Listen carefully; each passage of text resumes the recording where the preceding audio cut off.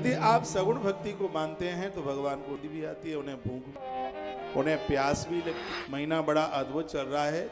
इस महीने में आम रस का भोग, वैशाख और यह महीना दोनों ठाकुर जी के आम रस का भोग लगाने का भारी मान। ऐसे बहुत ग्रंथ हैं, भगवान को क्या क्या भाता है, हर देवता का वर्णन किया है। कालिका पुराण में माँ दुर्गा को क्या क्या अच्छा लगता है, पूरा वर्णन किया है। ब्रह्म पुराण में भी सगुण भक्ति का वर्णन किया गया। जगन्नाथ भगवान की जो कथा आती है, ठाकुर जी के भोगों का बड़ा अद्भुत वर्णन किया। वो मस्ती है, जीवन जीने का आनंद है। तो भगवान को जो आपने फूल पत्तियां चढ़ाई हैं, उस निर्माल्य को रात को उतारिए, उसको अच्छी जगह डलिया में रखिए कहीं किसी में, फिर उसको इकट्ठा कीजिए, फिर उसको बहते हुए पानी में, निर्माल्य को बहते हुए पानी में उसको विसर्जित करने का उसका माध्यम है। जहाँ पर नदियाँ नहीं हैं वहाँ जमीन में गड्ढा खोद करके उसको वहाँ गाड़ दीजिए, वृक्ष के ऊपर लटका दीजिए। निर्माल्य के ऊपर किसी का पाँव नहीं पड़ना चाहिए, नहीं अपराध हो जाएगा। भगवान को एक फूल चढ़ाने का मतलब है कि आपने एक जिंदगी का संपूर्ण जीवन का हृदय आपने ईश्वर के चरणों में चढ़ा दिया, क्योंकि फूल धरती माता का हृदय। जिस समय हम भगवान को सुमन अपना मन चढ़ा देते हैं, ये समझ लो अपना हृदय चढ़ा देते हैं। पूजा में इन सब चीजों की बड़ी महिमा है।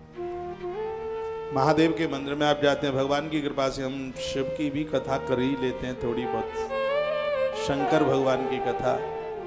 जब भी आप मंदिर में जाएं तो पूजा का एक ऐसा थाल तैयार करें जिसमें साबुत मूंग लेके जाइए, जिसमें साबुत गेहूं के दाने लेके जाइए। भगवान को गेहूं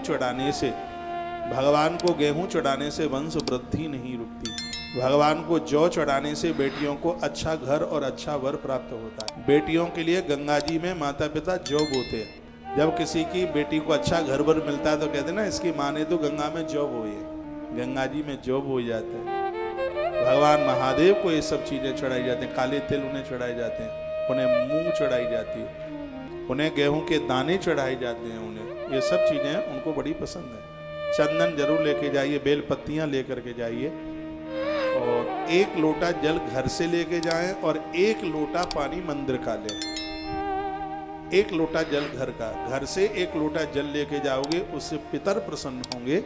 और शंकर जी के मंदिर के 4000 हाथ के आसपास का जो पानी है उसे शिव गंगा के नाम से जाना जाता है।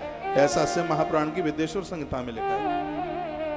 जब वहीं का एक लोटा जल आप शंकर के ऊपर चढ़ाते हैं, उससे देवता अति प्रसन्न हो जाते हैं।